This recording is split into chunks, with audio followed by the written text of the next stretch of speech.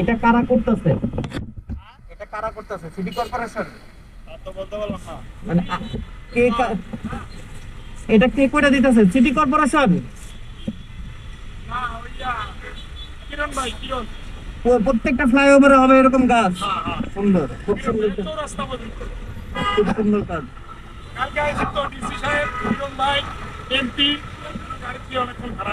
এখান থেকে আব্দুল্লাপুর পর্যন্ত? আব্দুল্লাহপুর ব্রিজের থেকে চৌরাস্তা পর্যন্ত। খুব সুন্দর কাজ, খুবই ভালো কাজ।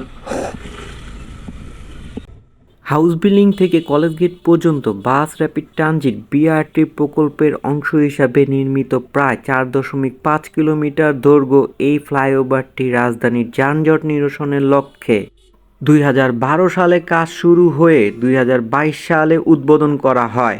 হাউস বিল্ডিং থেকে কলেজ গেট পর্যন্ত ফ্লাইওভারটির বিভিন্ন স্থানে প্রায় 6টি যাত্রী ছাউনি রয়েছে। দীর্ঘদিন ধরে এইসব যাত্রীর ছাউনি অবহেলায় ও নিরাপত্তাহীনতার কারণে অযত্নে পড়েছিল এবং অনেক ক্ষেত্রে অনাকাঙ্ক্ষিত কার্যকলাপে কেন্দ্রস্থলে পরিণত হয়ে গিয়েছিল। তবে আজ ইতিবাচক পরিবর্তন দেখা যাচ্ছে।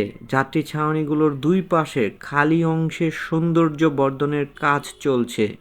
নিঃসন্দেহে এটি একটি প্রশংসনীয় উদ্যোগ। এই সুন্দর উদ্যোগের জন্য সংশ্লিষ্টদের ধন্যবাদ জানাই। শুভকামনা রইল সবার জন্য।